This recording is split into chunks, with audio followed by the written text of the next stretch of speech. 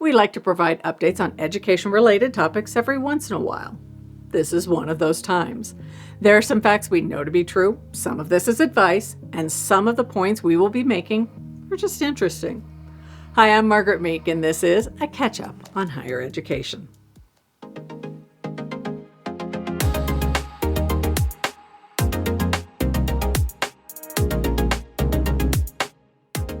We will start with the most time-sensitive information, or at least the information that demands action from you.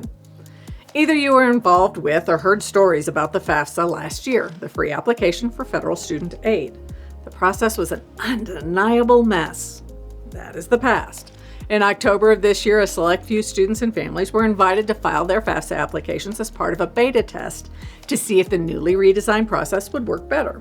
The great news is that the beta test showed enough promise that they are ready to open the process to any student who wishes to go ahead and file their applications. This includes all high school seniors through college students in their second to last year of college. For clarification, the form advertised as available on or before December 1st, 2024 is now open. Get busy. Remember, there are a few steps you have to take to get started. You must create a studentaid.gov account if you don't already have one. If you have an account you have used in the past, log into that account. Research the documents you may need to complete when filing your FAFSA. Help is available through online pages. Don't be afraid to take advantage of the department's offerings of assistance. Then you must determine whether you are a dependent and in need of your parents' or spouse's assistance to complete the FAFSA forms. If it is determined that you are a dependent, there is a link that will help you figure out which parent or both are required to complete documentation. This form is required for that contributor. If you wonder whether filing the FAFSA will provide federal aid to you, check out the Aid Estimator page on the studentaid.gov website. Remember, this is not a guarantee of aid. It is a tool. The final aid amount you are awarded will be presented in the financial aid award letter from each college that accepts your application for admittance. That aid may be different from college to college. Applying early for the FAFSA will make a difference, as colleges have only so much time to turn around financial aid decisions and only finite pools of money to give. Do this now. Please go to the link below this video where you will find links to each page you need to review, but do just that. Apply now. Our second topic is a review of the statistics we have seen this fall for colleges in the U.S.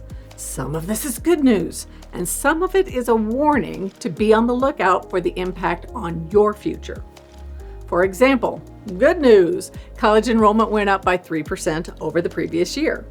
The not so good news is that the registration of first-year students or freshmen fell by 5%. So students came out of high school and entered college at a rate 5% lower than fall 2023. There are a few reasons for this, but it seems that the greatest amount of students who did not choose to move on to college cite the mess of the FAFSA last year. Students who needed assistance the most were those least likely to continue through application to acceptance and college attendance. Not great. This FAFSA impact will be measured in full this coming fall when we find out if those potential students come back to the college process. And if they do come back, combined with the students who apply for the first time this year, will that dramatically impact the size of the pool of students who receive financial aid as incoming freshmen, impacting and possibly reducing the amount of aid they are offered next year? We just don't know. Just so you know, the percentage of first-year students rose in community colleges by 1.2%. More and more community colleges are developing four-year programs and offering bachelor's degrees in specific majors. You don't have to leave your community to earn a bachelor's degree. The cost of college of all kinds went down. After adjusting for inflation, the cost of tuition for full-time students went down by 7 to 8% between the 2022 and 23 school years. Yay! While this may not make college affordable for you without assistance, the trend is in the right direction.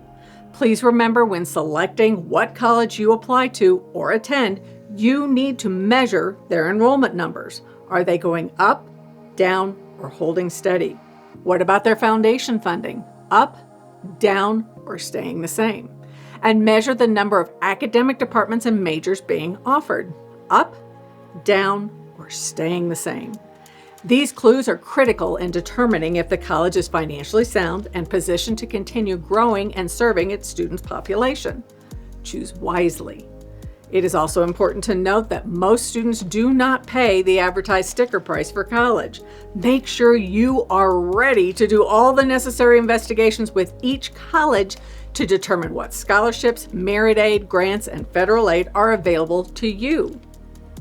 This is the time of year when many students decide if they should leave college altogether. If you're wondering if you are the only student with those thoughts, about 40% of students drop out of their undergraduate programs over the time they were expected to be registered in college. And 24% is the dropout rate for first-time college students in their first year. Those leaving college most often cite the following: they want or need a job, aren't sure what they want to study, and don't want to spend money on college until they decide, don't have the drive to move forward, and can't afford all the costs. So what does this mean for those who drop out? The same thing it means for those who go to college. If you work hard, have focus, and are willing to learn all you can about your chosen field, you can prosper. In 2017, 1 of every 8 billionaires listed by Forbes as the wealthiest people in the world were dropouts. However, each had the drive to get where they wished to be and agreed that they, in some manner, had to become educated in their field. From Nest to Wings also counsels all students who want to drop out to make sure they have exhausted all the possibilities to find their place in college, even if it involves transferring schools. Don't give up easily. Always be looking for your place in the sun. For our "you've gotta be kidding me" story, we have the whole idea of storming the field after football wins. Students and others attending the game run onto the field after their team wins the game. Sometimes that win is unexpected. Sometimes the game is close and the finale is emotional. But no matter the reason, the practice comes with costs. In the past few months, the SEC has fined the athletic departments of 4 schools nearly $1 million total. Some of the money goes to scholarship programs and some goes to the athletic department of the losing school. But that money leaves your school and goes somewhere else. If your school has a really rich athletic department, that may not seem important. If they aren't rich, that money has to come from somewhere. 2 schools have also been ordered to review film of the student section in the stands to find and ban students from future athletic contests for throwing items on the field of play. So the message may be that it is time for students to find a less expensive way to celebrate wins and express their concerns with officials' calls. Start a trend in your school and you may be able to keep the athletic fee you pay each semester from going up. Yep. It can all come back on you, one way or another.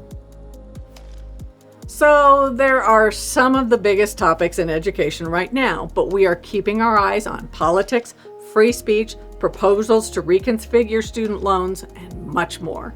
Please ask any questions below and hit the bell to receive notices when we post more videos. Please like the video if we have helped.